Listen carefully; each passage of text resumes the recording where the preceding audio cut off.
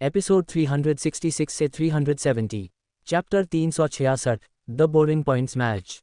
यश द्वारा sword origin sect के disciple Paras को केवल 2 चालों में हराने के बाद यश ग्रुप ड्रॉ मैच में पूरी तरह से एक दर्शक बन गया था, एक ऐसा दर्शक जो बेहद बोर हो रहा था।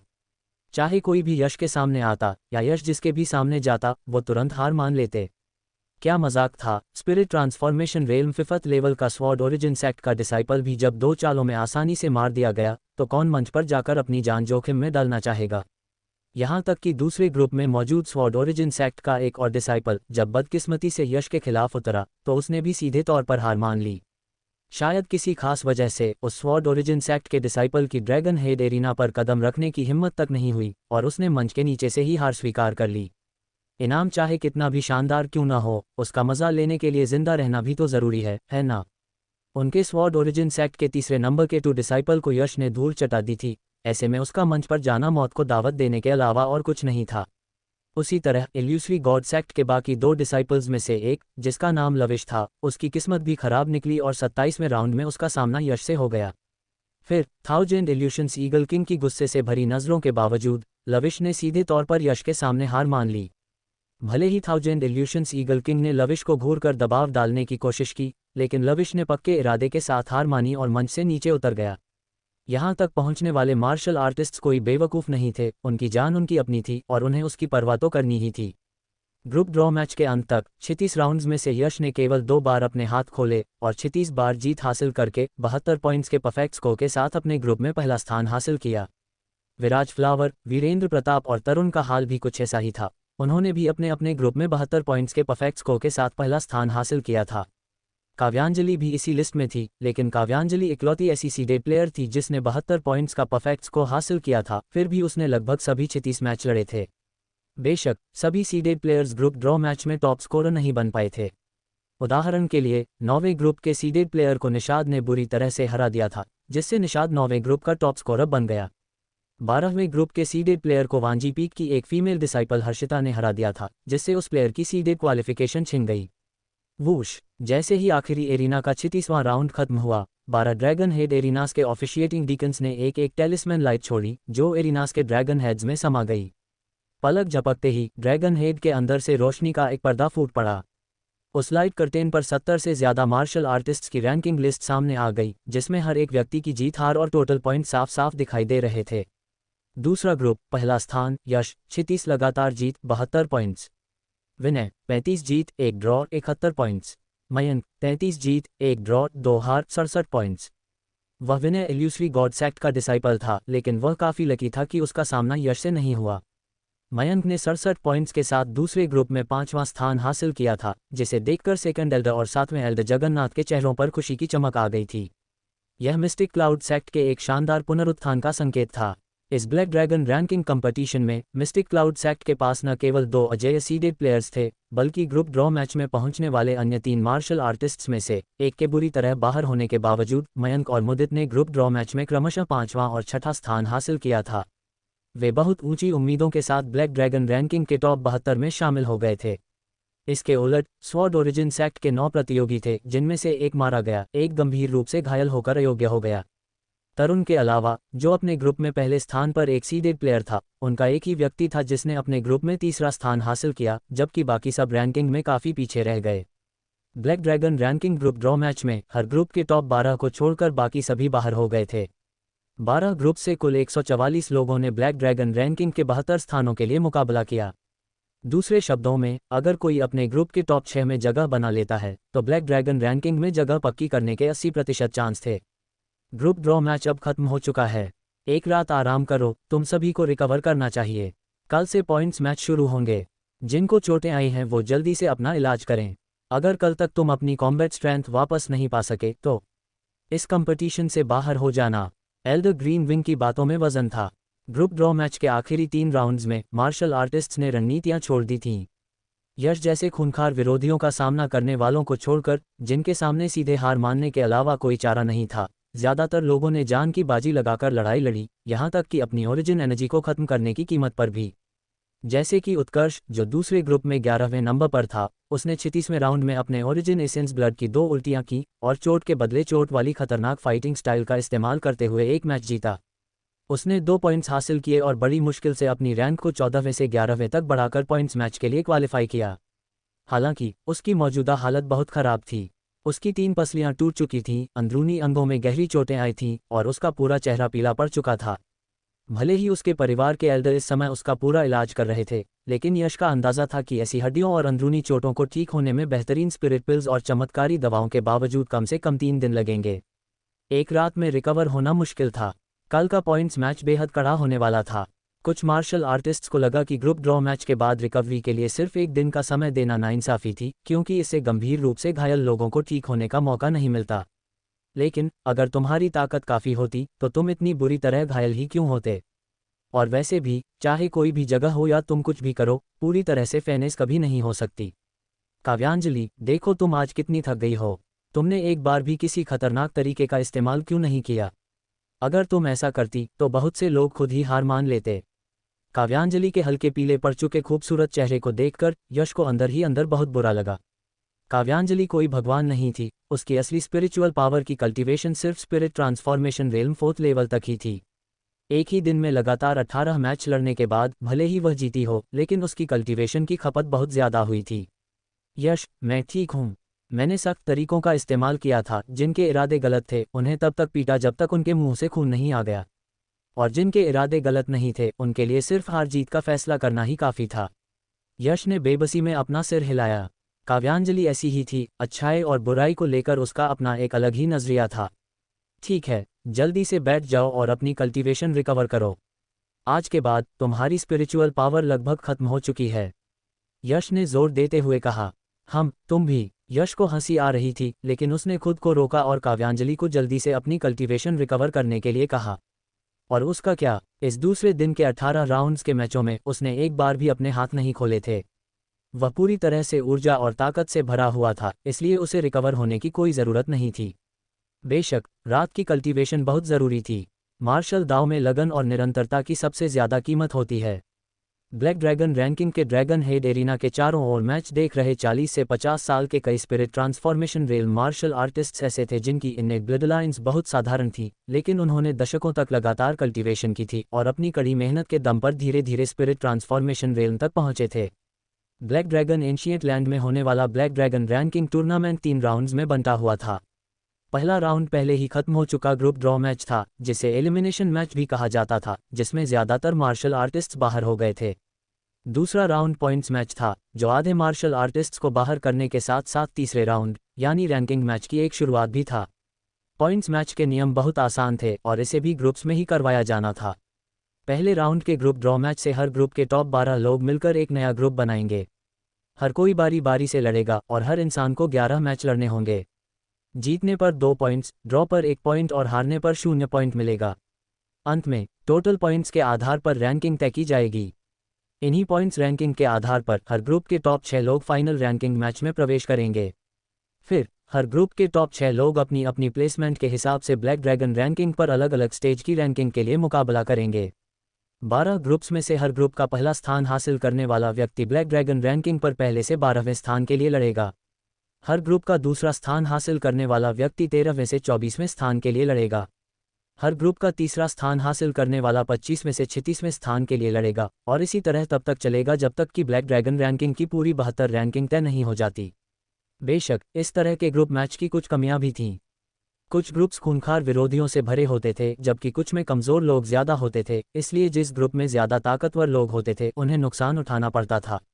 कोई ऐसा व्यक्ति जिसके पास टॉप 12 में पहुंचने की ताकत थी, उसे शायद 13वें से 24वें स्थान से ही संतोष करना पड़े, क्योंकि उसके ग्रुप में कोई एक व्यक्ति हद से ज़्यादा ताकतवर निकल गया हो। इसी वजह से ब्लैक ड्रैगन रैंकिंग में एक आखिरी सप्लीमेंट्री नियम जोड़ा गया था, फ्री चैलेंज मैच। अगर किसी को लगता था कि उसकी ताकत को कम आंका गया है, तो वह फ्री चैलेंज मैच में किसी भी विरोधी को चुनौती दे सकता था। अगर वह जीत जाता तो वह उस विरोधी की रैंकिंग ले लेता, अगर वह हार जाता तो फिर कहने के लिए कुछ बचता ही नहीं था। एक रात बीतने के बाद ब्लैक ड्रैगन रैंकिंग कंपटीशन का दूसरा राउंड, ग्रुप पॉइंट्स मैच, तय समय पर शुरू हुआ। हालांकि क्योंकि ग्रुप पॉइंट्स मैच सिर्फ ग्रुप ड्रॉ मैच का एक सप्लीमेंट और रैंकिंग मैच की शुरुआत था, यश को अभी भी बहुत बोरियत महसूस हो रही थी। भले ही ग्रुप ड्रॉ मैच के दौरान यश का सामना दूसरे ग्रुप के बाकी 11 मार्शल आर्टिस्ट्स में से 3 से नहीं हुआ था, लेकिन इन तीनों ने भी बिना किसी अपवाद के यश के सामने आने पर सीधे हार मानना ही सही समझा। इसलिए जब यश को एक के बाद एक सीधे हार का सामना करना पड़ा तो उसने आसमान की ओर देखते हुए पूरी तरह से निशब्द महसूस किया। बहुत ज्यादा मशहूर होना भी अच्छा नहीं था, इसकी वजह से उसे कोई विरोधी ही नहीं मिल रहा था, जो कि बेहद बोरिंग था। अगला मैच यश बनाम विनय। थाउजेंड इल्यूशंस ईगल किंग की आवाज़ गूंजी, जिसमें एक अजीब सा उत्साह था। विनय दूसरे ग्रुप में दूसरे नंबर पर था। ब्लैक ड्रैगन रैंकिंग के टॉप 10 में जगह बनाने के लिए ये लड़ाई उसका आखिरी मौका थी। अगर उसने हार मान ली तो विनय टॉप 10 की दौड़ से पूरी तरह बाहर हो जाएगा। उत्साह से सांस छोड़ते हुए यश मार्शल आर्ट्स एरिना पर चढ़ गया। उसका हाथ पहले से ही उसकी प्रोफाउंड सन स्वॉर्ड पर था।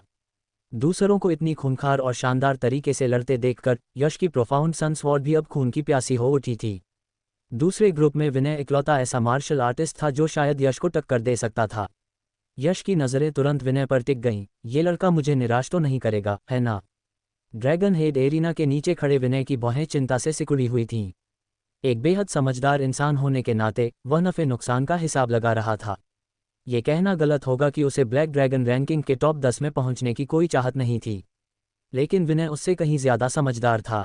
उसे पता था कि अगर वह इस ग्रुप में पहले स्थान के लिए यश से भिड़ना चाहता है तो उसे अपनी जान की बाजी लगानी होगी। अगर वह जान हथेली पर रखकर लड़ता भी और जीत भी जाता तो भी यह एक दर्दनाक जीत होती। लेकिन अभी तो पॉइंट्स मैच का 7वां राउंड ही चल रहा था। अगर वह गंभीर चोटों के साथ दर्दनाक जीत हासिल करता और पॉइंट्स मैच एक ही दिन में खत्म होने वाला होता तो उसे आगे के मैचों से हाथ धोना पड़ता, जिससे उसकी रैंकिंग और भी ज़्यादा गिर जाती।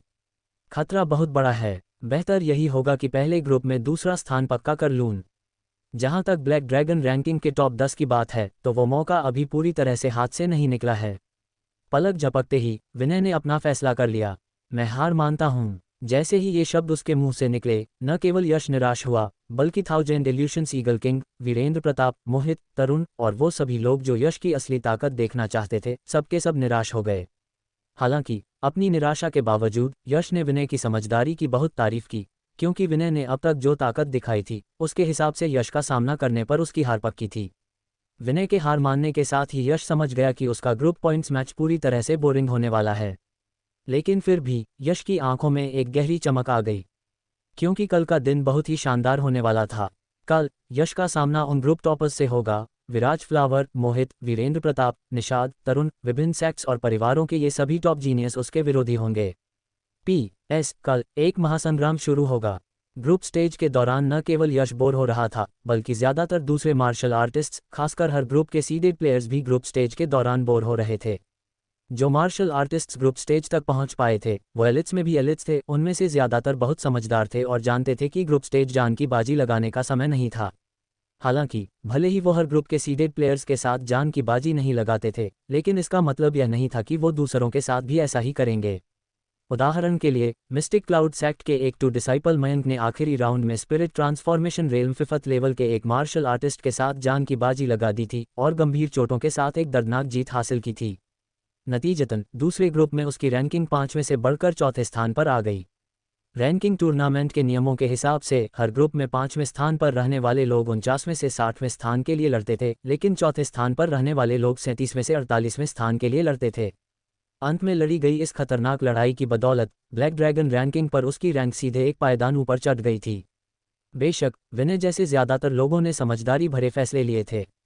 रात बिना किसी घटना के बीत गई। लगभग हर किसी ने अपने घावों को भरने और अपनी कल्टीवेशन को रिकवर करने के लिए एक एक पल का इस्तेमाल किया। लगातार 3 दिनों की हाई इंटेंसिटी कॉम्बैट के बाद सीडेड प्लेयर्स को छोड़कर लगभग हर कोई घायल था। यश, काव्यांजलि, मयंक, मुदित, ये याद रखना, अब जबकि तुम चारों ब्लैक ड्रैगन रैंकिंग टूर्नामेंट में पहुंच चुके हो तो तुम सभी ब्लैक ड्रैगन रैंकिंग पर अपनी जगह पक्की कर ही लोगे। लेकिन यह एल्डर तुम्हें ये बताना चाहता है कि अगर संभव हो और तुम्हारी जान को कोई खतरा न हो तो ब्लैक ड्रैगन रैंकिंग पर ऊंची रैंकिंग हासिल करने की पूरी कोशिश करना, क्योंकि ब्लैक ड्रैगन रैंकिंग पर तुम्हारी रैंक तुम्हारी पूरी जिंदगी पर असर डाल सकती है।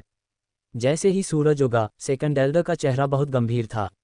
समझ गए? हम बढ़िया। क्या तुम्हें लगता है कि एल्डर सेकंड एल्डर की बात बस एक पुरानी कहावत है कि ब्लैक ड्रैगन रैंकिंग की रैंक किसी की पूरी जिंदगी पर असर डालेगी, लेकिन कोई नहीं जानता कि वो असर कैसा होगा। 7वें एल्डर जगन्नाथ ने कहा, यह एल्डर तुम्हें बताएगा कि वो असर कैसा होता है। तुम sect leader, illusory God sect के सेक्ट लीडर को जानते हो ना? 75 साल पहले सेक्ट लीडर ने ब्लैक ड्रैगन रैंकिंग कंपटीशन में हिस्सा लिया था और ब्लैक ड्रैगन रैंकिंग पर तीसरा स्थान हासिल किया था। आज वह ब्लैक ड्रैगन डोमेन में गिने चुने कास्टिंग मैरो रेल में एक्सपर्ट्स में से एक हैं। ये कहते हुए जगन्नाथ ने एक हल्की सी आह भरी। इस एल्डर ने भी उसी साल ब्लैक ड्रैगन रैंकिंग कंपटीशन में हिस्सा लिया था जिस साल सेक्ट लीडर ने लिया था, लेकिन यह एल्डर उस समय बड़ी मुश्किल से ब्लैक ड्रैगन रैंकिंग में 69वें स्थान पर अपनी जगह बना पाया था। इतना ही नहीं, बल्कि आज ब्लैक ड्रैगन डोमेन के मशहूर एक्सपर्ट्स जैसे कि sect leader, clear water sect leader Chandresh और स्वॉर्ड ओरिजिन सेक्ट लीडर, ये सभी उस समय ब्लैक ड्रैगन रैंकिंग के टॉप 10 एक्सपर्ट्स में शामिल थे। उदाहरण के लिए सेक्ट लीडर तो उस पीढ़ी की ब्लैक ड्रैगन रैंकिंग पर नंबर 1 थे। क्या तुम समझे कि इस एल्डर का मतलब क्या है? जगन्नाथ ने पूछा। इस पर यश और बाकी तीनों की आंखों में एक गंभीरता आ गई और उन सभी ने जोर से सिर हिलाया। ठीक है, सब अपने अपने एरिना में जाओ। ओह, और इस रैंकिंग टूर्नामेंट के लिए यह एल्डर यश और काव्यांजलि की निगरानी नहीं करेगा। तुम दोनों ताकतवर हो, इसलिए अपना ख्याल खुद रखना। हम जाकर दूसरे एरिनास पर मयंक और मुदित की चिंता करेंगे। सब लोग ध्यान दें, कल ग्रुप स्टेज खत्म हो चुका है और हर ग्रुप के टॉप 6 लोगों का फैसला हो चुका है। आज बहुप्रतीक्षित ब्लैक ड्रैगन रैंकिंग टूर्नामेंट शुरू होने वाला है। आसमान में एल्डर ग्रीन विंग की आवाज़ फिर से गूंजी, लेकिन यह एल्डर इस बात पर जोर देना चाहता है कि ब्लैक ड्रैगन रैंकिंग टूर्नामेंट का मुकाबला और भी ज़्यादा खूंखार होगा। हर मार्शल आर्टिस्ट अपनी पूरी ताकत लगा देगा जिससे खुद को रोक पाना मुश्किल होगा। इसलिए एक बार मंच पर कदम रखने के बाद इसे अपने आप ही जीवन मरण के कॉन्ट्रैक्ट पर हस्ताक्षर मान लिया जाएगा। यहाँ जीवन और मृत्यु पर कोई बहस नहीं होगी। अगर किसी सेक्ट ने हंगामा करने की जुर्रत की तो यह एल्डर बिल्कुल भी रहम नहीं दिखाएगा। थोड़ा रुककर एल्डर ग्रीन विंग ने आगे कहा, बेशक ऊपर वाले की नज़र में जीवन का बहुत महत्व है। इस कंपटीशन में किसी को भी जानबूझकर किसी दूसरे की जान नहीं लेनी चाहिए। एल्डर ग्रीन विंग, जो ब्लैक ड्रैगन एंशिएंट लैंड के अस्थायी चीफ स्टीवर्ड थे, उन्होंने उन बातों को दोहराया, लेकिन ये सभी बातें इस टूर्नामेंट के मूल नियमों का ही हिस्सा थीं। अब ब्लैक ड्रैगन रैंकिंग टूर्नामेंट औपचारिक तौर पर शुरू होता है। हर ग्रुप स्टेज में पहला स्थान हासिल करने वाले martial artists number 8 dragon head arena पर मुकाबला करेंगे, जहां से नज़ारा सबसे साफ दिखता है और जो सबसे चौड़ी जगह है, ताकि सभी को सहूलियत हो। वूश! इससे पहले कि एल्डर ग्रीन विंग अपनी बात पूरी कर पाते, दूर दूर से मैच देखने आए मार्शल आर्टिस्ट्स मधुमक्खियों के झुंड की तरह नंबर 8 ड्रैगन हेड एरिना की तरफ दौड़ पड़े और पलक झपकते ही उसे इस कदर घेर लिया कि वहां से पानी की एक बूंद भी नहीं गुजर सकती थी। बाकी एरिनाज पर सिर्फ हिस्सा लेने वाले मार्शल आर्टिस्ट्स के परिवार, दोस्त या सेक्ट मास्टर के लाइनें जल्द ही बचे थे। हर कोई जानता था कि पहले से 12वें स्थान की लड़ाइयां सबसे खूंखार और सबसे रोमांचक होने वाली थीं। नंबर 8 ड्रैगन हेड एरिना, जहां पहले से 12वें स्थान के लिए मुकाबला होना था, उसकी अध्यक्षता खुद एल्डर ग्रीन विंग कर रहे थे, जो ब्लैक ड्रैगन एंशिएंट लैंड के अस्थायी चीफ स्टीवर्ड थे। मुझे यकीन है कि तुम सभी को रैंकिंग टूर्नामेंट के नियमों के बारे में पहले से ही पता है। एक ग्रुप में 12 लोग हैं और हर व्यक्ति को सिर्फ 11 मैच लड़ने हैं। जीतने पर 2 पॉइंट्स, ड्रॉ पर 1 पॉइंट और हारने पर 0 पॉइंट मिलेगा। अंतिम रैंकिंग पॉइंट से तय होगी। अगर किसी मैच में किसी की मौत हो जाती है तो उन मार्शल आर्टिस्ट्स के पॉइंट्स, जिन्होंने अभी तक उस व्यक्ति के खिलाफ मैच नहीं लड़ा है, उस व्यक्ति को मिल जाएंगे जिसने उसे मारा है। मैं तुम्हें एक उदाहरण देकर समझाता हूँ। एल्डर ग्रीन विंग की नज़रें घूमी और यश पर जाकर टिक गईं। अगर वीरेंद्र प्रताप और यश के बीच होने वाले मैच में वीरेंद्र प्रताप यश को मार देता है और मोहित और जुबिन ने अभी तक यश के साथ मैच नहीं लड़ा है। जैसे ही एल्डर ग्रीन विंग ने यह कहा, बाकी सभी की नज़रें यश पर टिक गईं, जबकि वीरेंद्र प्रताप ने यश की ओर एक मजाकिया नज़रों से देखा। आखिरकार वहां मौजूद ज्यादातर लोगों को पता था कि वीरेंद्र प्रताप और यश के बीच दुश्मनी थी। अगर वीरेंद्र प्रताप और यश आपस में भिड़ते तो ये यकीनन जीवन मरण की लड़ाई होती। इस समय एल्डर ग्रीन विंग का सीधे तौर पर यह कहना कि यश वीरेंद्र प्रताप के हाथों मारा जाएगा, इसके पीछे का इरादा कुछ अजीब था, जिसमें एक शाप की महक आ रही थी। यश की आंखें हल्की सी सिकुड़ गईं और उनमें एक खतरनाक चमक आ गई। हालांकि यश के बगल में खड़ी काव्यांजलि का खूबसूरत चेहरा अचानक तन गया और वो वहीं भड़कने वाली थी। उदाहरण देना ठीक था, लेकिन वो किसी और का नाम भी ले सकते थे। ये सीधे तौर पर यश को शाप देने जैसा था। काव्यांजलि यह सब कैसे बर्दाश्त कर सकती थी? काव्यांजलि को भड़कता देख यश ने प्यार से उसका हाथ पकड़ा और उसे नीचे खींचकर शांत किया। और क्योंकि यश मारा गया, मोहित और जुबिन दोनों ने यश के खिलाफ मैच नहीं लड़ा, जिससे उनके उस मैच के पॉइंट्स खत्म हो गए और उनका एक मैच कम हो गया। उस स्थिति में मोहित और जुबिन के छूटे हुए मैच के पॉइंट्स वीरेंद्र प्रताप को मिल जाएंगे, जिसने यश को मारा था। अगर मोहित और जुबिन वीरेंद्र प्रताप को हरा देते हैं, जिसने यश को मारा था, तो उन्हें एक मैच की जीत के अतिरिक्त पॉइंट्स मिलेंगे। अगर नहीं, तो नतीजा सब समझते हैं। यश ने प्यार से काव्यांजलि की उंगलियों को दबाया, उसके गुस्से को शांत किया, लेकिन उसके खुद के चेहरे के भाव गंभीर होते जा रहे थे। भले ही यश को इस बात से बहुत गुस्सा आ रहा था कि एल्डर ग्रीनविंग ने एक मरे हुए व्यक्ति के उदाहरण के तौर पर उसका इस्तेमाल किया था, लेकिन यश को एल्डर ग्रीनविंग की बातों से खून की गहरी गंध आ रही थी। यहाँ तक कि ऐसी स्थिति में भी जहाँ एक मार्शल आर्टिस्ट समय से पहले मर जाता है और दूसरों के मैच छूट जाते हैं, सप्लीमेंट्री नियम बनाए गए थे। इससे कोई भी अंदाज़ा लगा सकता था कि यह फाइनल रैंकिंग टूर्नामेंट कितना खूनी होने वाला था। मैचों के क्रम के बारे में बात करें तो यह फाइनल रैंकिंग टूर्नामेंट काफ़ी लचीला है। वैसे भी हर किसी को हर दूसरे विरोधी के खिलाफ लड़ना है, इसलिए बेझिझक चुनौती दें। हर व्यक्ति अधिकतम 6 बार चुनौती दे सकता है। इसके अलावा सैद्धांतिक तौर पर एक राउंड के भीतर एक व्यक्ति केवल एक ही बार चुनौती दे सकता है या उसे चुनौती दी जा सकती है। बेशक अगर कोई खुद चाहे तो बात अलग है। शुरू करें। एल्डर ग्रीनविंग की आकृति अचानक ऊपर उठी और वह नंबर 8 ड्रैगन हेड एरिना के ऊपर मंडराने लगे। एरिना के चारों ओर अनगिनत चर्चाएं शुरू हो चुकी थीं। तुम्हें क्या लगता है इस बार ब्लैक ड्रैगन रैंकिंग पर नंबर 1 कौन होगा? ये पूछना भी कोई बात है। तियाननान फ्लावर परिवार के यंग मास्टर विराज फ्लावर के अलावा और कौन हो सकता है? और विराज फ्लावर के बाद ये कहना मुश्किल है। पाम मास्टर वीरेंद्र प्रताप, मोहित, तरुण और वो निषाद, इन सभी ने बहुत ज़बरदस्त ताकत दिखाई है। शायद वीरेंद्र प्रताप के चांस ज़्यादा हैं, है ना? यश का क्या? यश भी बहुत खूंखार है और वो काव्यांजलि भी बहुत रहस्यमयी है। क्या तुम बेवकूफ़ हो? क्या तुमने अभी एल्डर ग्रीनविंग को ये कहते नहीं सुना कि वीरेंद्र प्रताप यश को मार देगा? क्या वह सिर्फ एक उदाहरण नहीं था? बड़े लोगों की बातें और हरकतें बहुत सोच समझ कर की जाती हैं और उनके गहरे मायने होते हैं। क्या तुम्हें लगता है कि वो हमारी तरह कुछ भी बक देते हैं जो उनके दिमाग में आता है? जिस मार्शल आर्टिस्ट ने ये कहा उसे घूर कर देखा गया। सभी लोग जोर शोर से चर्चा कर रहे थे, लेकिन नंबर 8 ड्रैगन हेड एरिना पर अभी तक कोई भी मार्शल आर्टिस्ट आगे नहीं आया था। कारण बहुत सीधा था, कोई भी आगे आने वाला पहला व्यक्ति नहीं बनना चाहता था। इस स्टेज पर कोई भी अपनी असली काबिलियत को छिपा नहीं सकता था। बाद में मंच पर जाने के अपने फायदे थे, कोई भी लड़ाकों की ताकत और कमजोरियों को देखकर पहले से अपनी रणनीति बना सकता था। ये भांपते हुए कि कोई भी चुनौती नहीं दे रहा था, विराज फ्लावर, जिसने बहुत ही रिलैक्स्ड अंदाज में अपनी आंखें आधी बंद कर रखी थी, उसने अचानक उन्हें खोला और आगे बढ़ने का इरादा किया। लेकिन तभी यश की आकृति हरकत में आए और वो नंबर 8 ड्रैगन हेड एरिना पर कूदने वाला पहला व्यक्ति बन गया। यश को ड्रैगन हेड एरिना पर कूदते देख हर कोई उसे थोड़े तनावपूर्ण भाव से देखने लगा, ये सोचकर कि यश सबसे पहले किसे चुनौती देगा। यश ने ये बताने के लिए कुछ नहीं कहा कि वह किसे चुनौती दे रहा था, लेकिन उसकी तलवार जैसी तेज नज़रें मंच के नीचे खड़े एक व्यक्ति पर जाकर टिक गईं। अगले ही पल यश की नज़रों का सामना करते हुए पाम मास्टर वीरेंद्र प्रताप, जो इल्यूसरी गॉड सेक्ट का 2 डिसाइपल था, मार्शल आर्ट्स एरिना पर कूद गया। यश, हमारे 2 डेमन सर्वेट्स की जो लड़ाई अधूरी रह गई थी, चलो उसे पूरा करते हैं। सच कहूं तो नतीजा पहले ही तय हो चुका है। क्लाउड विंग टाइगर पहले ही क्लाउड विंग टाइगर किंग बन चुका है, जबकि विंड विंग थंडर ईगल पहले ही मर चुका है। यश ने बिना किसी झिझक के वीरेंद्र प्रताप को उकसाया। एक्सपर्ट्स की लड़ाई में कोई भी बड़ा मानसिक या भावनात्मक उतार चढ़ाव किसी की ताकत के प्रदर्शन पर असर डाल सकता है। वीरेंद्र प्रताप की आंखें पहले लाल हुईं, फिर अचानक उनमें एक खतरनाक चमक आ गई। क्या ऐसा है? मुझे तो नहीं लगता। दरअसल किसी ने तो तुम्हारी मौत की भविष्यवाणी भी कर दी है। ये लो। वीरेंद्र प्रताप की हथेलियां हिलीं और एक विशाल स्पिरिचुअल पावर तुरंत बाहर फूट पड़ी। हथेलियों की परछाइयों की परतें तुरंत यश की ओर एक अंतहीन उमड़ती नदी की तरह बढ़ने लगीं। इस हमले का शोर ऐसा था जैसे एरिना भी कांप उठा हो। शुरुआत से ही वीरेंद्र प्रताप ने अपनी मशहूर और सबसे खतरनाक तकनीक 1000 एब्सोल्यूट पाम का इस्तेमाल कर दिया था। बढ़िया। क्लैंग। प्रोफाउंड सन स्वॉर्ड अचानक म्यान से बाहर निकल आए, उसकी स्वॉर्ड लाइट किसी भ्रम की तरह और बिजली सी तेज थी। Wind and thunder sword aura की लपटें दबी हुई गड़गड़ाहट की आवाज़ के साथ समंदर की लहरों की तरह हथेलियों की परछाइयों की परतों की तरफ उमड़ पड़ीं। लगभग उसी समय यश का डिवाइन थॉट अचानक फर्स्ट स्वॉर्ड मेरिडियन में उतर गया और स्वॉर्ड हॉट क्लैरिटी से जुड़ गया। मंच पर कदम रखने के उसी पल से ये तय हो गया था कि यश और वीरेंद्र प्रताप के बीच ये लड़ाई जीवन और मृत्यु का संघर्ष होगी, जिसमें पूरी ताकत लगानी पड़ेगी। PS, आज मैं बहुत थका हुआ हूँ। एक अपडेट, एक चैप्टर बाकी है, कल पूरा करूँगा।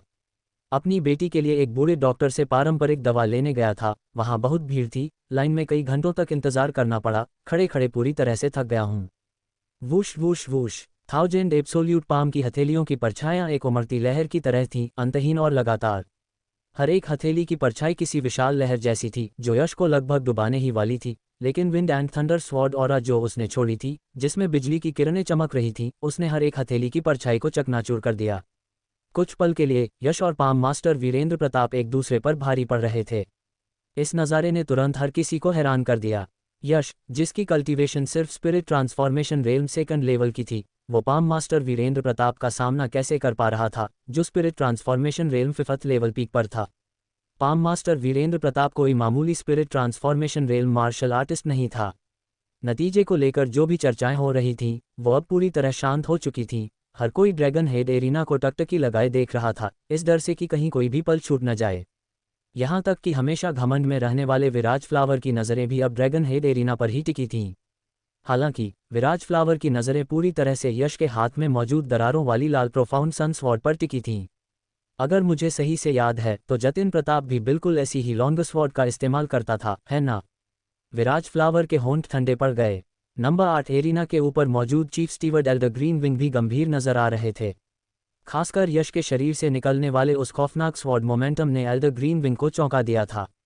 अगर वो अपनी आंखें बंद करके अपने डिवाइन थॉट से महसूस करते तो उन्हें एक जिंदा इंसान नहीं बल्कि एक ऐसी लॉन्ग स्वॉर्ड का एहसास होता जिसकी स्वॉर्ड क्यूई आसमान को चीर रही थी। इस एहसास ने एल्डर ग्रीन विंग को एक बहुत बुरा अंदेशा दिया। इसे हासिल करने के लिए किसी की स्वॉर्ड दाव कल्टीवेशन किस हद तक होनी चाहिए। एल्डर ग्रीन विंग को जाहिर तौर पर यह नहीं पता था कि यह यश के स्वॉर्ड हॉट क्लैरिटी में उतरने के बाद का ऑरा सेंसिंग था। पाम मास्टर वीरेंद्र प्रताप के चेहरे के भाव भी बेहद गंभीर हो गए थे। उसे नीचे से मैच देखते हुए यश जितना भी ताकतवर और खूंखार लग रहा था, यश से लड़ने के बाद ही उसे एहसास हुआ कि यश उसकी सोच से कहीं ज्यादा खूंखार और ताकतवर था। उसका 1000 एब्सोल्यूट पाम उसकी मशहूर अनोखी तकनीक थी, जो एक earth rank middle grade martial skill थी, और इसके आर्टिस्टिक कॉन्सेप्ट को उसने बहुत पहले ही मेजर अचीवमेंट तक समझ लिया था। उमड़ती लहरों की तरह आने वाली अनगिनत हथेलियों की परछाइयों का सामना करने वाले आम मार्शल आर्टिस्ट्स तो कोई भी चाल चलने से पहले ही खौफ से कांपने लगते, वो यश की तरह इतनी शांति से जवाब कैसे दे सकते थे। अचानक यश की स्वॉर्ड लाइट किसी इंद्रधनुष की तरह आगे बढ़ी, लेकिन उसका शरीर तेजी से पीछे हटा। इस आगे पीछे होने में उसे तुरंत हमला करने का एक मौका मिल गया। प्रोफाउंड सन स्वॉर्ड अचानक गायब हो गई और उसके हाथों ने तेजी से जटिल और रहस्यमय सील बनाना शुरू कर दिया। वीरेंद्र प्रताप, तुम भी मेरे इस वार का सामना करके दिखाओ। यश की छाती से अचानक एक क्रिम्सन जेड सील उड़कर बाहर निकली और बिजली की तरह तेजी से वीरेंद्र प्रताप की ओर झपटी। सावधान वीरेंद्र, जल्दी पीछे हटो। लगभग उसी समय इल्यूसरी गॉड सेक्ट के एल्डर ग्रीन विंग और 1000 इल्यूशंस ईगल किंग की चेतावनी भरी आवाजें वीरेंद्र प्रताप के दिमाग में गूंज उठीं। अपनी ऊंची कल्टीवेशन के बावजूद लाल जेड सील के अंदर छिपी स्पिरिचुअल पावर के उस खौफनाक उतार चढ़ाव को महसूस करके वे दोनों भी चौंक गए थे। खासकर 1000 इल्यूशंस ईगल किंग, जिसे पहले इस क्रिम्सन जेड सील से भारी नुकसान उठाना पड़ा था, उसकी चेतावनी की आवाज़ बहुत तेज और बेचैन थी। वीरेंद्र प्रताप के होंठ हल्के से मुड़े और उसके चेहरे पर एक रहस्यमयी मुस्कान चमक उठी। पलक झपकते ही उसकी हथेली का मोमेंटम अचानक बदल गया। वॉर्ड रेल में तुरंत एक बहुत बड़ा हैंड सील बन गया, जिसकी पतली उंगलियां बिल्कुल असली इंसानी हथेली जैसी लग रही थीं, और वो बिजली की तरह यश की क्रिम्सन जेड सील की तरफ झपटा। Vacuum great hand seal. जहां से भी वो हैंड सील गुजरा, हवा में लहरों जैसी दरारें दिखने लगीं। सबसे हैरानी की बात यह थी कि उस वैक्यूम ग्रेट हैंड सील से वास्तव में एक हल्की, लगभग न के बराबर डिवाइन सोल पावर निकल रही थी। इस हल्की डिवाइन सोल पावर के इशारे पर वैक्यूम ग्रेट हैंड सील ने मजबूती से क्रिम्सन जेड सील की दिशा को लॉक कर लिया था। क्रिम्सन जेड सील चाहे कैसे भी आगे बढ़ती, वह उसी के हिसाब से अपनी दिशा बदलकर उसका पीछा कर सकता था। बुरा नहीं है। सेक्ट का spiritual light manifestation secret art vacuum great hand seal जब सही तरीके से इस्तेमाल किया जाता है तो इस क्रिम्सन जेड सील से निपटने के लिए बिल्कुल परफेक्ट है। ऊंचे आसमान में एल्डर ग्रीन विंग ने अपनी दाढ़ी सहलाए और मुस्कुराए, उनका तनावपूर्ण चेहरा आखिरकार थोड़ा रिलैक्स हो गया। देखते हैं किसका वैक्यूम ग्रेट हैंड सील ज्यादा ताकतवर है, या मेरी क्रिम्सन जेड सील। यश की आंखें तेज हो गईं और उसने अचानक एक ठंडी फुफकार भरी, क्रिम्सन जेड सील कुचल दो। पलक झपकते ही क्रिम्सन जेड सील से उगते सूरज की तरह एक शानदार रोशनी फूट पड़ी और वो वैक्यूम ग्रेट हैंड सील से टकरा गई। वैक्यूम ग्रेट हैंड सील इंसानी उंगलियों की तरह क्रिम्सन जेड सील की तरफ जोर से दबने लगा, मानो उसे कुचल देना चाहता हो। Pop! Vacuum great hand seal की वो 5 उंगलियां जिन्होंने क्रिम्सन जेड सील को छुआ था, वो किसी गर्म चाकू पर पड़ी बर्फ की तरह पिघलने लगीं। लगभग उसी समय पूरा vacuum great hand seal crimson Z seal की उस शानदार रोशनी के नीचे पिघलकर गायब हो गया।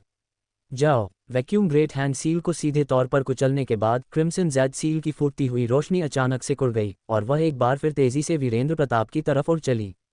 इस नज़ारे ने मैच देख रहे सभी लोगों को हैरत में डाल दिया। किसी ने भी यह उम्मीद नहीं की थी कि यह क्रिम्सन जेड सील इतनी ताकतवर होगी जो सीधे इल्यूसरी गॉड सेक्ट के गुप्त spiritual light manifestation secret art को कुचल देगी और अभी भी इंसानों को दोबारा नुकसान पहुंचाने के काबिल होगी। जबकि दूसरे लोग हैरत से चिल्ला रहे थे, इस लड़ाई का मुख्य किरदार वीरेंद्र प्रताप और भी ज्यादा कॉन्फिडेंट लग रहा था। ये सच था कि वैक्यूम ग्रेट हैंड सील को यश की क्रिम्सन जेड सील ने सीधे तौर पर कुचल दिया था। यश की क्रिम्सन जेड सील वाकई बहुत ताकतवर थी, लेकिन उसके वैक्यूम ग्रेट हैंड सील की रुकावट के कारण ये साफ दिख रहा था कि क्रिम्सन जेड सील से निकलने वाली रोशनी और ताकत के उतार चढ़ाव आधे से भी ज्यादा कम हो गए थे। उसका वैक्यूम ग्रेट हैंड सील बेकार नहीं गया था। अगले ही पल पाम मास्टर वीरेंद्र प्रताप का शरीर किसी उल्कापिंड की तरह तेजी से चमका और वो पूरे ड्रैगन हेड एरिना के चारों ओर क्रिम्सन जेड सील से बचते हुए भागने लगा, जबकि एक और वैक्यूम ग्रेट हैंड सील ने यश की क्रिम्सन जेड सील की तरफ हमला कर दिया। यश की भौहें हल्की सी सिकुड़ गईं। लगातार 2 वैक्यूम ग्रेट हैंड सील की रुकावट के कारण उसकी क्रिम्सन जेड सील की ताकत 60% से ज्यादा कम हो गई थी और अब यह वीरेंद्र प्रताप के लिए कोई बड़ा खतरा नहीं रह गई थी। उसकी शोहरत सच में बिल्कुल सही थी। सिर्फ उसकी क्रिम्सन जेड सील का सामना करने के इस एक ही वार से साबित हो गया था कि वीरेंद्र प्रताप बहुत ही काबिल था। बैंग! जब तीसरी वैक्यूम ग्रेट हैंड सील और यश की क्रिम्सन जेड सील दोनों एक ही समय में खत्म हो गए तो वीरेंद्र प्रताप के शरीर से अचानक एक रहस्यमय ऑरा निकलने लगी। जैसे ही यश के चेहरे के भाव बदले, पाम मास्टर वीरेंद्र प्रताप का शरीर कांप उठा और वीरेंद्र प्रताप की आकृति अचानक 2 हिस्सों में बंट गई, फिर दोबारा कांपी और वो 2 आकृतियां 4 में बंट गईं। ड्रैगन हेड एरिना के ऊपर अब अचानक 4 वीरेंद्र प्रताप आ चुके थे। यश की आंखें अचानक सिकुड़ गईं। स्वॉर्ड हॉट क्लैरिटी में अपनी मानसिक स्थिति बनाए रखने की वजह से उसने स्वाभाविक रूप से एक ही नज़र में आसमान में मौजूद 4 वीरेंद्र प्रताप में से असली और नकली को पहचान लिया था और तुरंत वीरेंद्र प्रताप के असली शरीर को खोज निकाला। हालांकि बाकी 3 नकली परछाइयों से जो ऑरा निकल रही थी, वो हैरानी की बात थी कि बिल्कुल वीरेंद्र प्रताप के असली शरीर की ऑरा जैसी ही थी। यश को इस इनकारनेशन सीक्रेट आर्ट के बारे में भी पता था। यश का spiritual light manifestation secret art भी इस समय 3 नकली परछाइयों में बन सकता था, लेकिन यह वीरेंद्र प्रताप द्वारा बनाई गई परछाइयों से अलग था। एक नकली परछाई सिर्फ एक परछाई होती है, उसके लिए असली शरीर जैसी ऑरा रखना नामुमकिन है। लेकिन वीरेंद्र प्रताप द्वारा बनाई गई परछाइयों में किसी तरह वो ऑरा मौजूद थी और यश के दिल में खतरे की घंटी तुरंत बज उठी। Phantom spirit palm! आसमान में वीरेंद्र प्रताप की 4 नकली परछाइयों ने एक साथ साफ आवाज निकाली और एक ही समय में एक जैसी स्पिरिचुअल क्यूई का उतार चढ़ाव पैदा किया। ऐसा लग रहा था जैसे वो एक ही सांचे में ढली हों। 4 परछाइयों ने एक ही समय में अपनी हथेलियों से हमला किया। पलक झपकते ही 4 परछाइयां आपस में उलझते हुए आगे बढ़ीं। अनगिनत हथेलियों की परछाइयां आसमान और जमीन से हर दिशा से किसी सैलाब की तरह यश पर बरसने लगीं। एक ही झटके में यश हथेलियों की परछाइयों के समंदर में डूब गया। कितने अफसोस की बात है। मंच के नीचे मोहित ने धीरे से आह भरी।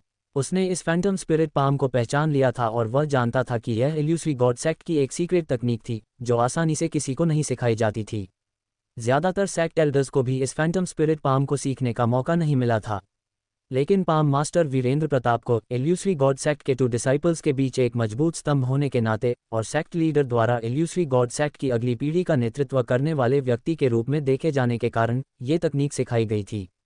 ये फैंटम स्पिरिट पाम अर्थ रैंक हाई ग्रेड की थी, लेकिन इसकी ताकत के बारे में कहा जाता था कि यह heaven rank divine ability martial skills के बराबर थी।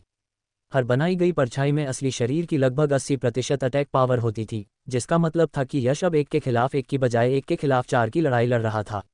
ऐसा कहा जाता था कि जब सेक्ट लीडर इस फैंटम स्पिरिट पाम का इस्तेमाल करते थे तो वह 16 फैंटम स्पिरिट पाम तक बना सकते थे। हालांकि यश ने वीरेंद्र प्रताप को इस दुर्लभ फैंटम स्पिरिट पाम का इस्तेमाल करने के लिए मजबूर कर दिया था। इतने के लिए ही यश को खुद पर बहुत गर्व होना चाहिए था। इल्यूसरी गॉड सेक्ट के ही एक डिसाइपल जुबिन की आंखों में एक अजीब सी जलन चमक उठी। अगर वो भी इस फैंटम स्पिरिट पाम को सीख पाता तो शायद अब उसके पास ब्लैक ड्रैगन रैंकिंग के टॉप 3 के लिए मुकाबला करने का मौका होता। बुरा नहीं है, काफी ताकतवर है। इस फैंटम स्पिरिट पाम के साथ ये लड़का मेरे विरोधी होने के लायक है। अब ये 3 हो गए हैं, निषाद ने मुस्कुराते हुए कहा। उसके चेहरे पर एक अजीब सा उत्साह था। विराज फ्लावर, यश, वीरेंद्र प्रताप, अचानक ये 3 लोग सामने आ गए थे जिसने उसे सच में बहुत उत्साहित कर दिया था। वीरेंद्र प्रताप को फैंटम स्पिरिट पाम का इस्तेमाल करते देख एल्डर ग्रीन विंग और 1000 इल्यूशंस ईगल किंग दोनों ने राहत की सांस ली। भले ही मिस्टिक क्लाउड सेक्ट के 2nd एल्डर और 7वें एल्डर जगन्नाथ दूसरे एरिनाज पर मयंक और मुदित की चिंता करने गए थे, लेकिन यश की इस पहली लड़ाई पर अभी भी उनका दिल अटका हुआ था। जब उन्होंने यश को वीरेंद्र प्रताप की हथेलियों की परछाइयों में डूबते देखा तो वो भी घबरा गए, लेकिन काव्यांजलि पर बस एक नज़र डालने के बाद वो तुरंत शांत हो गए। काव्यांजलि का चेहरा बिल्कुल शांत और सौम्य था, उसकी नज़रें एरिना पर टिकी थीं और उसमें चिंता का कोई नामोनिशान नहीं था। पूरे मिस्टिक क्लाउड सेक्ट में काव्यांजलि इकलौती ऐसी थी जो यश की ताकत को सबसे बेहतर समझती थी। जब तक काव्यांजलि घबराई नहीं थी तब तक उन्हें चिंता करने की कोई ज़रूरत नहीं थी। बस उन्हें ये समझ नहीं आ रहा था कि यश वीरेंद्र प्रताप के फैंटम स्पिरिट पाम का सामना कैसे करेगा। ड्रैगन हेड एरिना पर चारों वीरेंद्र प्रताप द्वारा छोड़ी गई फैंटम पाम की परछाइयों में डूबने के बाद भी यश के प्रदर्शन ने एक बार फिर सभी को हैरत में डाल दिया। हथेलियों की परछाइयों की मूसलाधार बारिश के बीच भी यश अनगिनत हथेलियों की परछाइयों के बीच बड़ी फुर्सत से टहलने जैसा एहसास दे रहा था। ऐसा नहीं था कि यश पूरी तरह से उन सभी अनगिनत हथेलियों की परछाइयों से बच गया था, वो तो बिल्कुल नामुमकिन था। यश और वीरेंद्र प्रताप की कल्टीवेशन में पहले से ही जमीन आसमान का फर्क था और अब 4 वीरेंद्र प्रताप का सामना करते हुए उस दबाव का बस अंदाजा ही लगाया जा सकता था। यश कोई भगवान नहीं था, वह उन सभी से कैसे बच सकता था। ड्रैगन हेड एरिना पर यश के हथेलियों से टकराने की आवाज़ें लगातार गूंज रही थीं। इस फैंटम स्पिरिट पाम की ताकत भी बहुत खौफनाक थी। हर एक हथेली की चोट यश के क्रिम्सन ज़ेड स्पिरिट आर्मर को रोशनी से चमका सकती थी और अगर उसे लगातार 2 बार चोट लगती तो यश के क्रिम्सन ज़ेड स्पिरिट आर्मर पर दरारें पड़ जातीं। हालांकि स्वॉर्ड हॉट क्लैरिटी की यश की सुपर परसेप्शन के तहत रहस्यमयी और अथाह स्टार चेजिंग स्टेप्स, जिनका लंबे समय से इस्तेमाल नहीं हुआ था, एक बार फिर इस्तेमाल में लाए गए। प्रोफाउंड सन स्वॉर्ड बिजली की तरह बाहर निकली और ज़्यादातर फैंटम स्पिरिट पाम से यश बच गया। केवल तभी जब बचना नामुमकिन होता, यश उन वारों को अपने शरीर पर झेल लेता। बढ़िया फुटवर्क है। आसमान में वीरेंद्र प्रताप ने अचानक एक ठंडी हंसी हंसी, यश तुम्हारी मौत करीब है। अचानक आसमान में मौजूद वीरेंद्र प्रताप की चारों उलझी हुई आकृतियां एक साथ यश की ओर झपकीं। जैसे ही चारों वीरेंद्र प्रताप आगे बढ़े, बिल्कुल बीच में खड़े यश पर बरस रही हथेलियों की परछायां अचानक 4 गुना से भी ज्यादा तेज हो गईं, मानो उन पर पानी उड़ेला जा रहा हो। पलक झपकते ही सेकंड एल्डर और जगन्नाथ का दिल उनके गले में आ गया। यहाँ तक कि काव्यांजलि के शांत और खूबसूरत चेहरे पर भी चिंता की एक झलक दिखाई दी। सच में किसकी मौत करीब है यह अभी भी तय नहीं है। PS पहला अपडेट। क्या ऐसा है? किसकी मौत का दिन आया है यह अभी तय नहीं है। जोरदार हंसी के बीच यश किसी क्रॉसबो से निकले तीर की तरह उन अंतहीन हथेलियों की परछाइयों के बीच से बाहर निकला। उसके सिर के ऊपर एक क्रिम्सन ज़ेड सील घूम रही थी जिससे बहुत ही तेज चमकदार रोशनी निकल रही थी। जहां भी वह रोशनी पहुंचती, यश के सिर के ऊपर मौजूद फैंटम स्पिरिट पाम लगभग 1 मीटर की दूरी पर बर्फ की तरह पूरी तरह से पिघलकर गायब हो जाती। लेकिन उसी समय यश के सिर के ऊपर मौजूद क्रिम्सन ज़ेड सील की रोशनी भी तेजी से कमज़ोर पड़ने लगती। हालांकि जैसे ही क्रिम्सन ज़ेड सील की रोशनी कमज़ोर पड़ती, यश के अंदर की स्पिरिचुअल पावर बाहर फूट पड़ती, जो क्रिम्सन ज़ेड सील की खपत को पूरा कर देती और क्रिम्सन ज़ेड सील को यश के लिए एक रास्ता खोजने वाले के रूप में काम करने देती। चाहे वो आसमान में मौजूद एल्डर ग्रीन विंग हो, दूर खड़े थाउजेंड इल्यूशंस ईगल किंग हो, या फिर मैच देख रहे सोलसी रेल्म के दूसरे पावर हाउसेस, सभी हैरान थे। क्या क्रिम्सन ज़ेड सील का इस्तेमाल इस तरह भी किया जा सकता था? क्या यश ने क्रिम्सन ज़ेड सील पर ऐसी महारत हासिल कर ली थी जिसकी कोई मिसाल ही नहीं थी? वीरेंद्र प्रताप, जो आसमान से उतरकर यश पर करीब से हमला करने आ रहा था, अचानक चौकन्ना हो गया। उसे एहसास हुआ कि यश शायद उसी के लिए आ रहा था। क्या ऐसा हो सकता था कि यश ने उन 4 भ्रमों के बीच उसके असली शरीर को खोज लिया था? या फिर ये सिर्फ यश की किस्मत अच्छी थी, जैसे किसी अंधे की लाठी निशाने पर लग गई हो? लेकिन चाहे जो भी हो, जब तक वीरेंद्र प्रताप को इस बात का एहसास हुआ, तब तक यश से बचने में बहुत देर हो चुकी थी। हालांकि यश को लेकर वीरेंद्र प्रताप की जो समझ थी, उसके हिसाब से यश के पास हमेशा हर लड़ाई में कुछ न कुछ ऐसा होता था जिसकी किसी को उम्मीद नहीं होती। इसलिए वीरेंद्र प्रताप बहुत ज़्यादा सावधान था। उसका बॉडी प्रोटेक्टिंग स्पिरिचुअल ऑरा तुरंत अपनी पूरी ताकत के साथ धधक उठा और वीरेंद्र प्रताप के सामने अलग अलग तरह की हथेलियों की परछाइयों की अनगिनत परतें खड़ी हो गईं, जो हर दिशा से उसकी सुरक्षा कर रही थीं।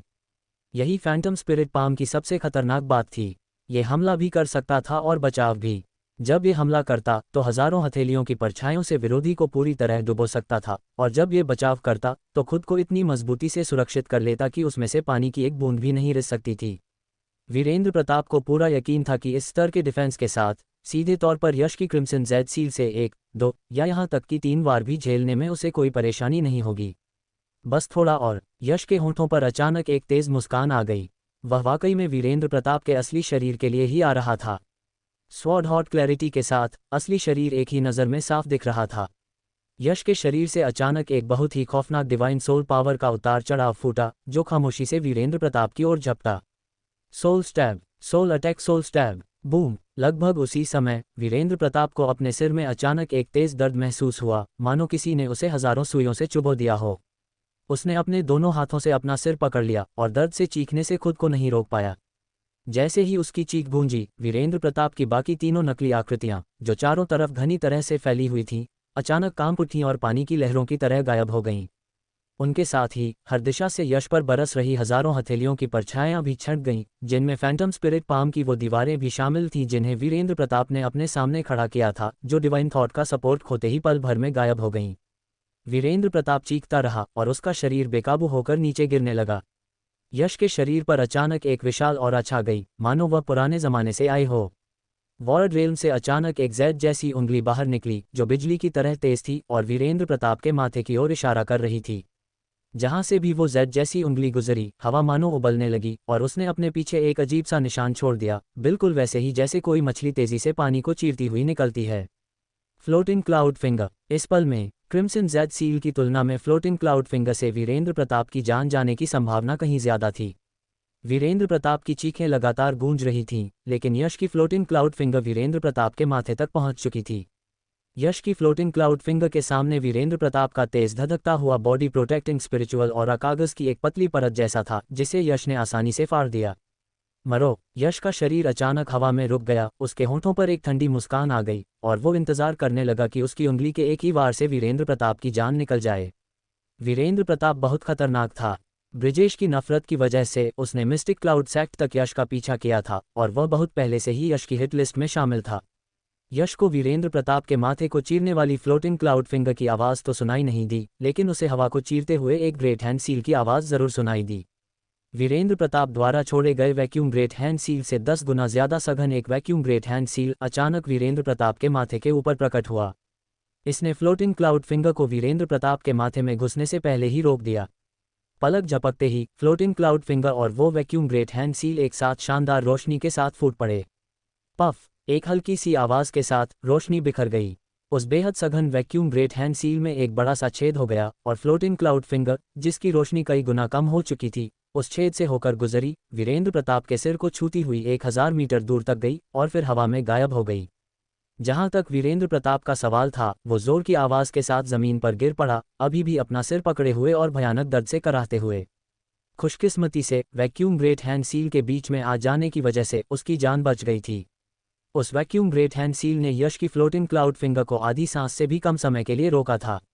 इस आधी सांस से भी कम समय ने वीरेंद्र प्रताप को जिंदा बचने का मौका दे दिया था। गंभीर डिवाइन सोल डैमेज की वजह से वीरेंद्र प्रताप का शरीर पहले ही आसमान से बेकाबू होकर नीचे गिर रहा था।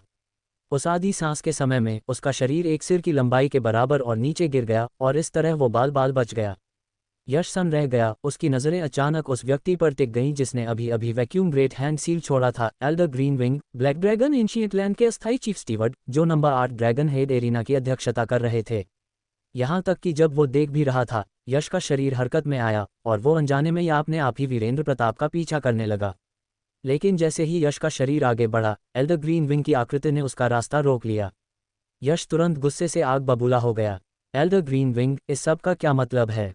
ब्लैक ड्रैगन एंशिएंट लैंड के अस्थायी चीफ स्टीवर्ड के तौर पर आप मार्शल आर्टिस्ट कंपटीशन के खत्म होने से पहले ही मनमाने ढंग से किसी लड़ाई में दखल कैसे दे सकते हैं?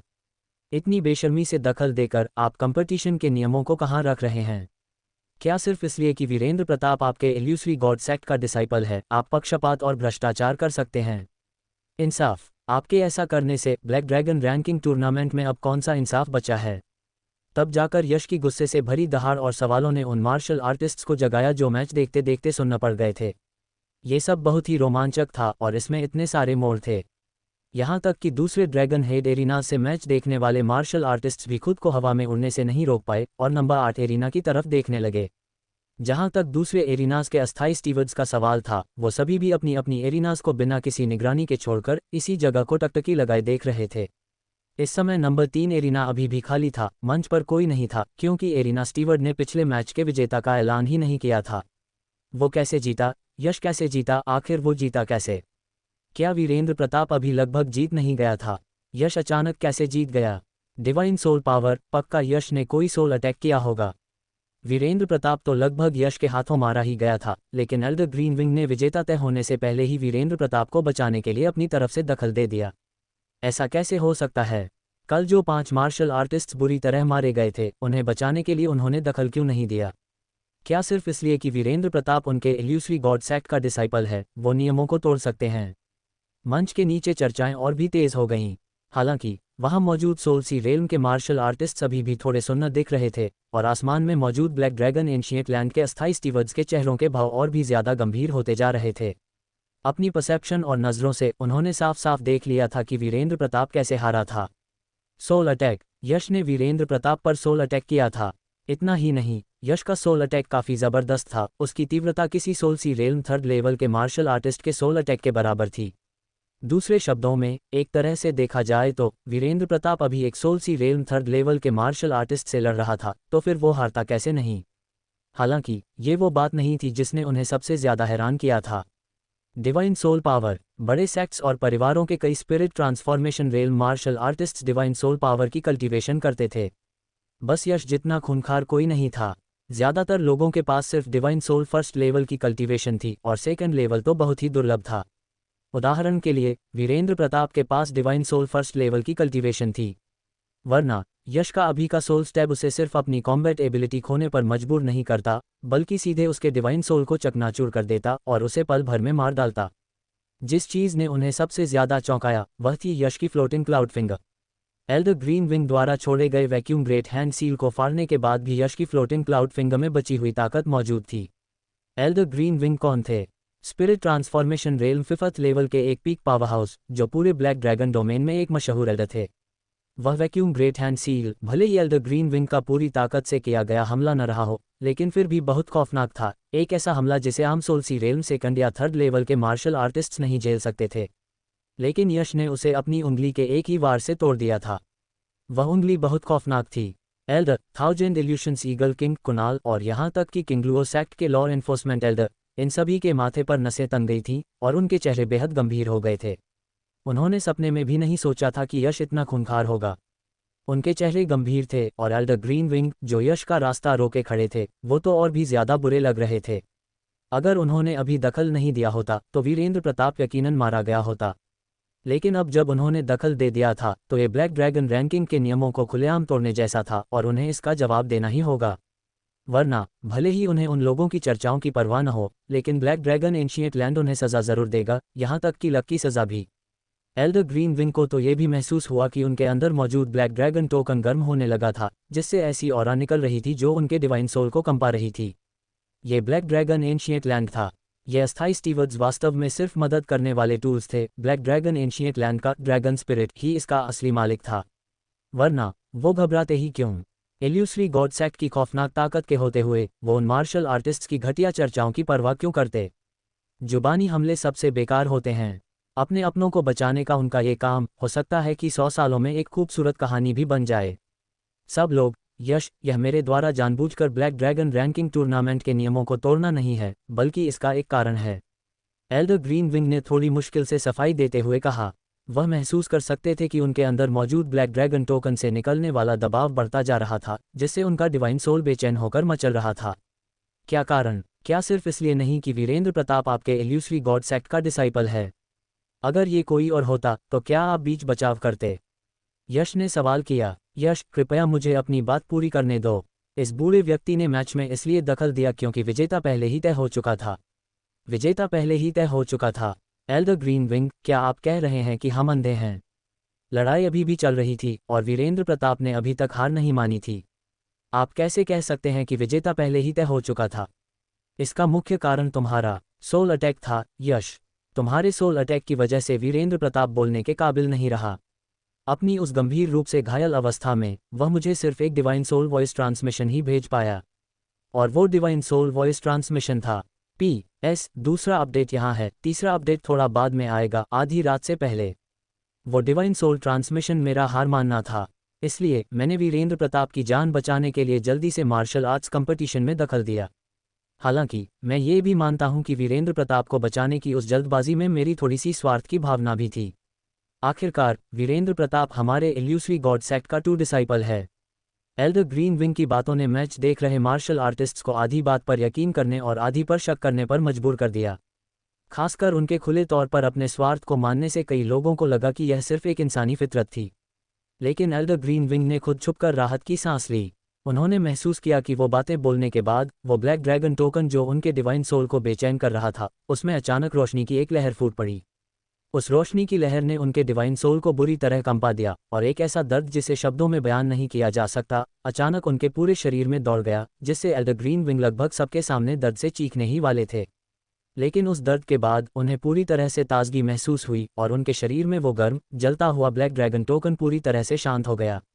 एक हल्की सी सज़ा। एल्डर ग्रीनविंग समझ गए कि उन्होंने ड्रैगन स्पिरिट का टेस्ट पास कर लिया था। हालांकि यश को इस बात पर बिल्कुल भी यकीन नहीं हुआ। वीरेंद्र प्रताप का डिवाइन सोल गंभीर रूप से घायल हो गया था। वो अपने शरीर को भी कंट्रोल नहीं कर पा रहा था, फिर भी वो एक डिवाइन सोल मैसेज भेज सकता था। क्या मजाक था। यश की नज़रें घूमी और अचानक वीरेंद्र प्रताप पर जाकर टिक गईं, जो अभी अभी जमीन से उठा था। वीरेंद्र प्रताप, क्या तुमने सच में हार मानने का कोई डिवाइन सोल ट्रांसमिशन भेजा था? ये सुनकर वीरेंद्र प्रताप का चेहरा, जो अभी अभी ठीक हुआ था, तुरंत लाल हो गया। मौत के मुंह से बचकर वापस आने का एहसास अच्छा था, लेकिन अब यश द्वारा सबके सामने सवाल पूछे जाने पर यह पूरी तरह से बेइज्जती थी, एक घोर अपमान। सेक्ट एल्डर के पक्षपात से बच जाना एक ऐसा दाग था जिसे वीरेंद्र प्रताप अपनी आगे की जिंदगी में कभी नहीं मिटा सकता था। वीरेंद्र, एक सच्चा इंसान झुकना और तन्ना दोनों जानता है। मान लो, जब तक तुम जिंदा हो तब तक तुम्हारे पास सब कुछ है। एल्डर ग्रीनविंग की आवाज़ वीरेंद्र प्रताप के दिमाग में गूंजी। हाँ। वीरेंद्र प्रताप ने अपना सिर नीचे किया, अपने दांत पीसे और जवाब दिया, फिर बिना पीछे मुड़े ड्रैगन हेड एरिना से नीचे उतर गया। उसके कदम थोड़े लड़खड़ा रहे थे और उसका शरीर थोड़ा झूल रहा था, जो कि उस जबरदस्त सोल अटैक का बचा हुआ असर था। उसे जल्द से जल्द ठीक होने की ज़रूरत थी और अभी भी उसके लिए और भी कई कंपटीशंस बाकी थे। पहला मैच, यश की जीत 2 पॉइंट्स। यश जानता था कि एल्डर ग्रीनविंग के इस ऐलान के साथ और एल्डर ग्रीनविंग के खुले तौर पर अपने थोड़े स्वार्थ को मान लेने के बाद इसे इंसानी फितरत मान लिया गया था। द डार्क हॉर्स, यश यकीनन इस ब्लैक ड्रैगन रैंकिंग का सबसे बड़ा डार्क हॉर्स है। वह पाम मास्टर वीरेंद्र प्रताप को भी हरा सकता है। यश में शायद ब्लैक ड्रैगन रैंकिंग पर नंबर 1 के लिए मुकाबला करने की ताकत भी हो सकती है। सपने देखना छोड़ दो, नंबर 1 होना बिल्कुल नामुमकिन है। क्या तुम्हें लगता है कि तियान्नान फ्लावर परिवार का विराज फ्लावर मिट्टी का बना है? नंबर 1 यकीनन विराज फ्लावर ही होगा। बेशक दूसरा और तीसरा स्थान अभी भी मुमकिन है। मंच के नीचे मार्शल आर्टिस्ट्स के बीच की चर्चाएं एक शोर में बदल गईं, लेकिन मिस्टिक क्लाउड सेक्ट के सेकंड एल्डर और 7वें एल्डर जगन्नाथ ने ये सब बहुत ही उत्साह के साथ सुना। इतना काफ़ी था, बहुत ज़्यादा काफ़ी था, वो पहले ही संतुष्ट हो चुके थे। अगर यश टॉप 10 में भी जगह बना लेता तो भी वो संतुष्ट होते, टॉप 3 की तो बात ही छोड़ दो। कितने साल बीत चुके थे? अनगिनत सालों से मिस्टिक क्लाउड सेक्ट को ब्लैक ड्रैगन एंशिएंट लैंड के एक अस्थायी सुपरवाइजर की क्वालिफिकेशन भी नहीं मिली थी। ब्लैक ड्रैगन टोकन के फायदों की तो बात ही दूर थी। मंच के नीचे मोहित के चेहरे के भाव बेहद गंभीर हो गए थे। एक खूंखार विरोधी, यश यकीनन एक खूंखार विरोधी था। हे भगवान, ये लड़का इतना खूंखार कैसे हो सकता है? इसके पास तो सोल अटैक भी है। ये बात अब थोड़ी परेशानी वाली है। हमेशा कॉन्फिडेंट रहने वाले और लड़ाई के भूखे निषाद के माथे पर भी यश की ताकत देखकर पसीना आ गया था। कितने अफसोस की बात है। अंदर ही अंदर आह भरते हुए यश थोड़ी निराशा के साथ ड्रैगन हेड एरिना से नीचे उतरा। असल में वह अभी वीरेंद्र प्रताप को यकीनन मार सकता था और हमेशा के लिए अपनी मुश्किलें खत्म कर सकता था। किसी ने उम्मीद नहीं की थी कि एल्डर ग्रीनविंग बीच में आ जाएंगे, जिससे उसकी सारी मेहनत बेकार हो जाएगी। यश, मैं तुम्हें जतिन प्रताप बुलाऊं या यश? अचानक विराज फ्लावर, जो अब तक बिल्कुल शांत खड़ा था, वो आगे बढ़ा और उसने यश का रास्ता रोक लिया। विराज फ्लावर की आवाज़ थोड़ी धीमी थी, लेकिन उसे वहां मौजूद सभी मार्शल आर्टिस्ट्स ने साफ साफ सुना था। विराज फ्लावर के इस सवाल ने तुरंत मैच देख रहे मार्शल आर्टिस्ट्स के बीच खलबली मचा दी, खासकर इल्यूसरी गॉड एम्पायर के उन मार्शल आर्टिस्ट्स के बीच। अगर सच कहा जाए तो जतिन प्रताप का नाम इल्यूसरी गॉड एम्पायर में बहुत मशहूर था और वो इल्यूसरी गॉड सेक्ट के 2 डिसाइपल वीरेंद्र प्रताप को भी टक्कर देता था। सबसे पहले उसने अकेले ही ज़ेड वाटर लेक के वर्मा परिवार को, जिनकी लेगेसी लगभग 1000 साल पुरानी थी, अपने घुटने टेकने पर मजबूर कर दिया था, जिसमें उनके कई एल्डर्स मारे गए या घायल हो गए।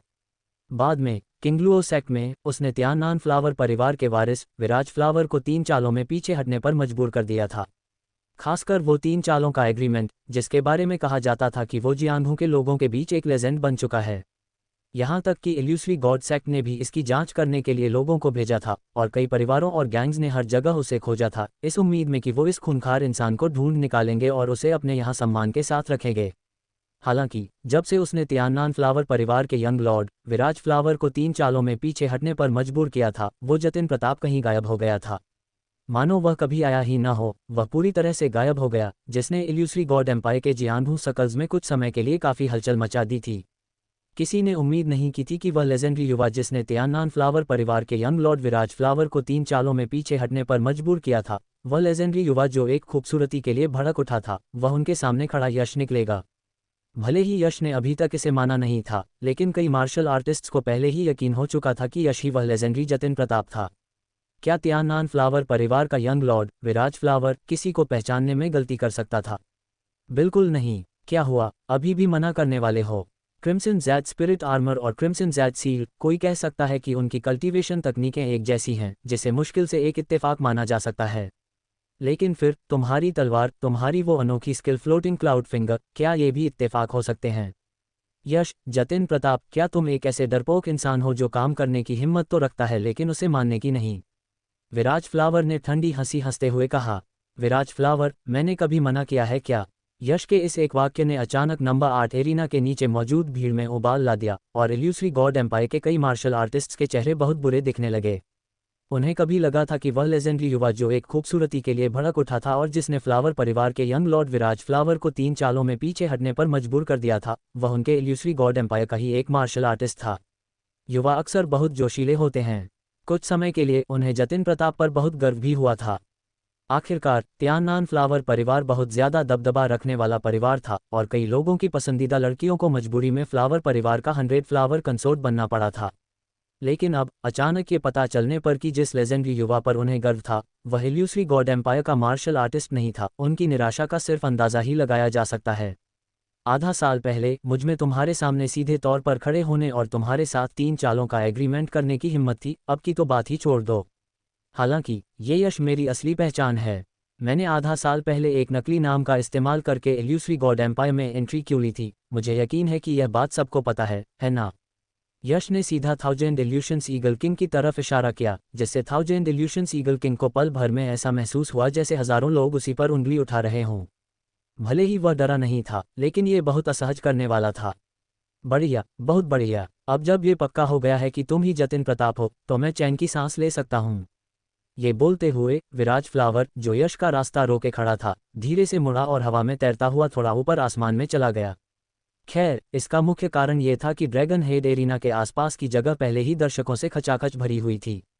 यश, या फिर यूं कहूं जतिन प्रताप, मैंने कहा था कि अगली बार जब हम मिलेंगे तो वह तुम्हारी मौत होगी। इस बार कोई 3 चालों का एग्रीमेंट नहीं होगा। आज तुम यकीनन मारे जाओगे। विराज फ्लावर की उस पक्के इरादे वाली आवाज़ ने वहां मौजूद सभी मार्शल आर्टिस्ट्स को सच में डरा दिया था। मिस्टिक क्लाउड सेक्ट के सेकंड एल्डर और 7वें एल्डर जगन्नाथ ने यह सब बहुत चिंता के साथ सुना।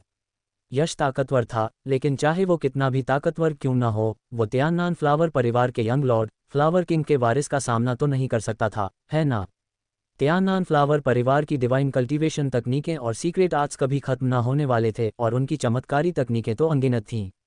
वरना spirit transformation realm 5th level peak पर मौजूद एक मार्शल आर्टिस्ट विराज फ्लावर इल्यूसरी गॉड एम्पायर में इस तरह से खुलेआम बेखौफ घूमने की हिम्मत कैसे करता? विराज फ्लावर की बातें सुनकर कुछ लोग खुशी से झूम उठे थे। इल्यूसरी गॉड सेक्ट के कई एल्डर्स, जैसे कि Elder green wing, thousand illusions eagle king और सेक्ट एल्डर वास्ट विंड, इन सभी की आंखों में एक ऐसी खुशी की चमक आ गई थी जिसे वो छुपा नहीं पाए। फ्लावर परिवार का यंग लॉर्ड यश से जान की बाजी लगाकर लड़ना चाहता है, कितनी अच्छी बात है। ये तो बस बहुत ही अच्छी बात है। वीरेंद्र प्रताप को यश ने हरा दिया था, इसलिए इल्यूसरी गॉड सेक्ट के उनके 2 डिसाइपल्स शायद यश का सामना नहीं कर पाते, लेकिन विराज फ्लावर किंग का वारिस होने के नाते यकीनन ये कर सकता था। इस तरह उनका इल्यूसरी गॉड सेक्ट एक बहुत बड़े खतरे से छुटकारा पा सकता था।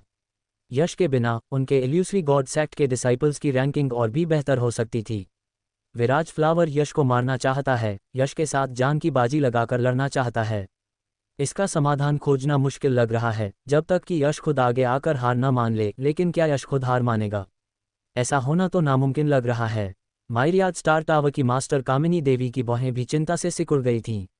वो खुद को चिंता करने से नहीं रोक पा रही थीं। यश टावर का एक ऐसा सदस्य था जिसे उन्होंने खुद चुना था, और उन्होंने यश के लिए कई बार नियम भी तोड़े थे। अभी उनका किया हुआ निवेश रंग लाने ही वाला था कि यश ने विराज फ्लावर जैसा जानलेवा दुश्मन बना लिया, जिसने उन्हें बहुत परेशानी में डाल दिया था। त्यानान फ्लावर परिवार के यंग लॉर्ड विराज फ्लावर की बातों ने वहां मौजूद कुछ मार्शल आर्टिस्ट्स को खुश कर दिया था और कुछ को चिंता में डाल दिया था, लेकिन इससे एक इंसान को बहुत गुस्सा आ गया था। वो इंसान काव्यांजलि थी। बिल्कुल सही विराज फ्लावर, इस बार यकीनन कोई 3 चालों का एग्रीमेंट नहीं होगा, लेकिन मरने वाला इंसान मैं नहीं भी हो सकता हूँ।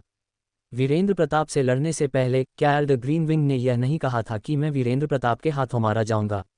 लेकिन अब क्या हुआ? मुंह पर एक तमाचा। ये यश खुलेआम उनके मुंह पर तमाचा मार रहा था।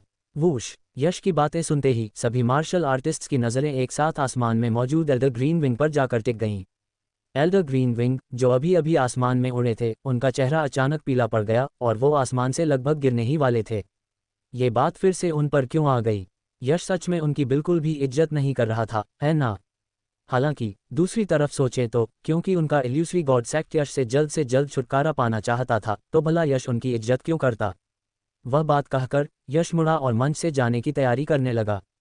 भले ही अभी वीरेंद्र प्रताप पर यश की जीत बहुत आसान लग रही थी, लेकिन उसकी ऊर्जा की खपत बहुत ज्यादा हुई थी। उस छोटे से समय में उसके अंदर की स्पिरिचुअल पावर आधी से ज्यादा खत्म हो चुकी थी और सिर्फ उस एक सोल स्टेप से यश की डिवाइन सोल पावर का 20% हिस्सा खर्च हो गया था। भले ही फाइनल रैंकिंग मैचों की तीव्रता काफ़ी कम कर दी गई थी, लेकिन फिर भी हर मार्शल आर्टिस्ट को एक दिन में 6 मैचों में हिस्सा लेना था, जिसका मतलब था कि लगभग हर घंटे पूरी ताकत से एक लड़ाई लड़नी थी, और वो तीव्रता अभी भी बरकरार थी। लेकिन जैसे ही यश मंच से उतरने वाला था, काव्यांजलि अचानक बोल पड़ी।